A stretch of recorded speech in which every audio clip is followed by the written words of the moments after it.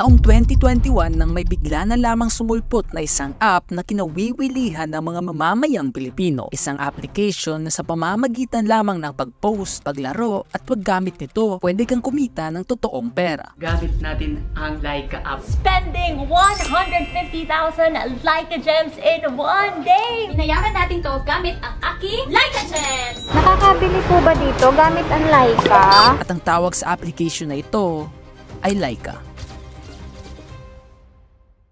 Sa sobrang bilis ng paglaganap ng Laika app sa buong Pilipinas, halos mas pinag-uusapan pa ito kaysa sa ibang mga social media platforms. Dahil habang ang mga platforms na ito ay nakadepende lamang sa mga normal advertisements, Laika, on the other hand, decided na ipalaganap ang kanilang application sa pamamagitan ng paggamit nito ng mga sikat na personalidad. Ivana Alawi bought a 3 million peso car using her gems. Liza Soberano also spent gems for a vacation in Siargao with her family. Pinapakita din nila sa mga tao kung gaano karami ang mga artista na gumagamit ng Laika at nakakalikom ng maraming mga pera dahil dito. At higit sa lahat, ang mga taong yumaman dahil sa paggamit lamang ng Laika. Nagpapaayos po ako ng garage ngayon kasi may balak po akong bumili ng sasakyan gamit yung Laika Gems. Sa mahigit isang taon, umabot na sa higit 35,000 ang kanyang followers sa Laika. Dahilan para si Jazel nakaipon na ngayon ng higit 1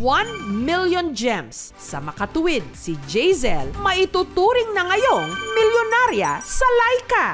At habang ang trabaho lamang na ginagawa ng mga artista na ito ay ang pag-post at pag-promote, sa mga influencers naman ay pinapakita nila kung ano ang mga nabibili nila gamit ang mga gems na ito. Kaya na lamang kay Ivana Alawi na bumili ng isang sasakyan na nagkakahalaga ng mahigit 3 million Laika Gems. So, ang payment natin will be cashless tsaka through Laika Gems. So, yung mga nagpadala, yung mga nag-like, thank you. Dahil sa inyo, nakabili tayo ng car. Dahil nga sa napakabilis na pagsikat ng kanilang application, umabot na din ito sa mainstream media, kung saan nagresulta din ng pagkaroon ng iba't ibang spekulasyon kung safe ba ito gamitin o hindi. Sa frontline ng balitang yan, si Camille Samonte.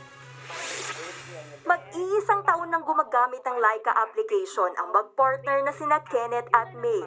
Agad daw silang nawiling gamitin ng Laika dahil katulad lang din ito ng ibang social media apps. Ang pinagkaiba, kumikita sila ng gems o yung online currency sa app kada pag-post ng photos, videos at pag-rate ng ibang account. Stop all these media lies and speculations. Laika is safe and users are secure with their personal information as long as you are a law-abiding citizen. Hindi lamang ito ang mga nakamit ng Laika, dahil nakalikom na din ito ng iba't ibang mga partnerships mula sa Ford, Adidas, Mini hanggang sa iba't ibang mga establishments gaya ng mga gas stations. Pagas tayo ngayon! Gamit ang ating Laika Gems. Thank you, Laika! Sa mga mata ng nakararami, may kukumpara nila ang Laika bilang isang panibagong e-wallet o kaya naman parang GCash at Paymaya. Isang application na hindi lamang pagkakaroon ng income ang natatanging usage, kundi pati na rin pagbayad sa iba't ibang mga bagay. Dahil nga sa sobrang bilis na paglaki ng Laika app, isa na din sa mga plano nila ang magpagawa ng isang mall na kung saan doon daw pwedeng gamitin ang mga nalikom na Laika Gems ng mga tao para bumili ng iba't ibang mga kagamitan. Pero ito ngayon ang maganda. Yung Laika raw, in a week or two, mag-o-open ng kanilang supermarket. At yung supermarket daw na i-open ng Laika, doon daw pwede nyong i-encash o ibili yung inyong mga Laika Gems. So, ibig sabihin, yung 2 million ko po, mahigit 2 million pesos sa halaga ng gems, doon ko po isa-shopping pag nag-open na po yun. Napakasimple lamang talaga ng paraan para kumita dito. Mag-post ka lang, maghintay dumami ang mga likes, at magkakaroon ka na ng Laika Gems. Ngunit, kung ganito lamang kadali makalikom ng pera sa Laika, ano nga bang nangyari dito? At bakit bigla na lamang itong naglaho sa internet? Ano na kaya nangyari sa Laika Gems na binayad? 2024, December 30 na po. Wala na Laika app. Pinasususpindi ng Bangko Sentral ng Pilipinas ang operasyon ng social media platform na Laika. Hindi kasi rehistrado ang Laika sa BSP bilang Operator of Payment System o OPS.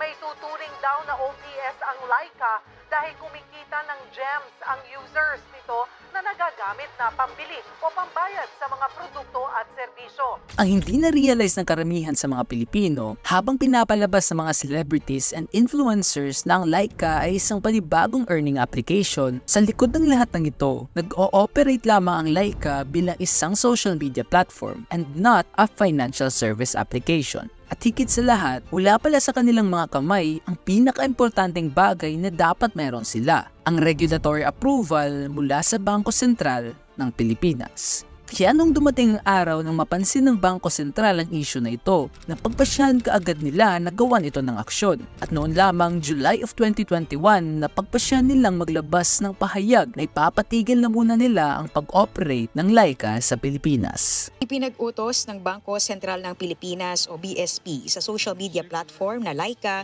na suspendihin ang operasyon nito bilang Operator of Payment System OPS. Sa bonding ito, inilabas ng Bangko Sentral ng Pilipinas ang isang cease and desist order patungo sa Laika para itigil muna ang kanilang operasyon hanggat sa hindi pa ito makapag-register bilang isang Operator of Payment System in accordance to the National Payment System Act or Republic Act No. 11127. It has come to our knowledge that Laika, a social media platform launched in the Philippines by a Hong Kong-based company, allows its users to purchase, exchange, and use gems as payment for goods and services. The Monetary Board has ascertained that these activities make Laika an OPS and is thus required to register with the BSP. Yet, to date, it is not registered with BSP. Today, the BSP has directed Laika to suspend activities as an OPS and invited the company to apply for registration with the BSP before it is allowed to continue with its OPS activities.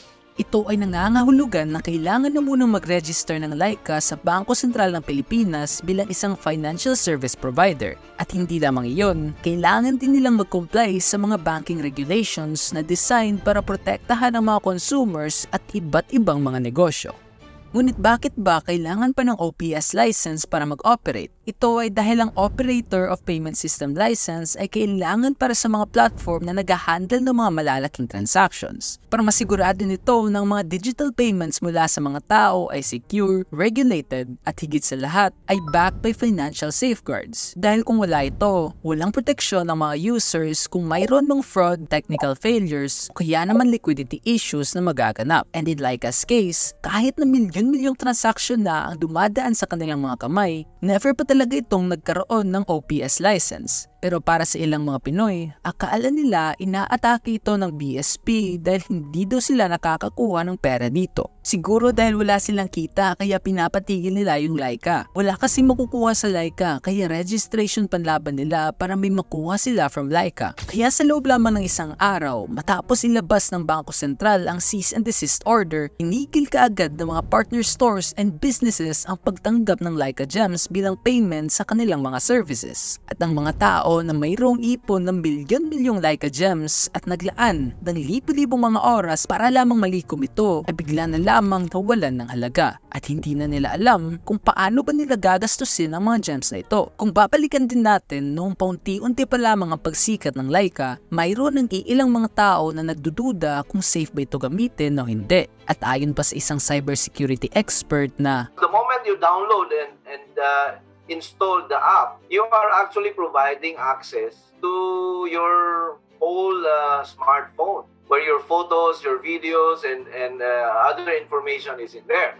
And who knows, it can also access your contacts. Angel Redoble, PLDT's Chief Information Security Officer, asked whether Laika is compliant with data privacy laws in its place of origin. In a Reddit post, a Laika user claims that his iPhone's camera and microphone suddenly worked when logged on. But in a statement, Laika CEO Ryan Baird says it's supposedly a glitch, which they have already fixed months ago. The company also assures data confidentiality. For Redoble, using Laika does not necessarily mean they're giving yung developers full consent. Matapos ang pangyayaring ito, sinubukan naman kaagad ng Laika na mag-apply para sa isang OPS license. Ngunit sa kasamaang palad, hindi nila inaasahan na i-deny pala ito ng anti-red tape authorization sa kadahilan ng marami pala itong mga kulang na documents at hindi kompleto ang kanilang mga requirements. Kaya nagresulta ng paghinto ng operation sa kanilang platform at hanggang ngayon, makalipas na ang ilang mga taon ay hindi pa rin ito naibabalik sa internet. Ngunit kahit na wala na ito, maraming pa rin mga Pilipino ang umaasang bumalik pa ang Laika para magkaroon na naman sila ng panibagong extra source of income. Sana babalik na ang Laika. Meron pa akong gems doon na di ko pa na-cash out. When will Laika come back? I hope Laika comes back soon because many Filipinos are waiting for Laika's return. I hope you come back this year. I hope it doesn't reach 2023 because there are so many Filipinos who rely on Laika, especially now during the pandemic.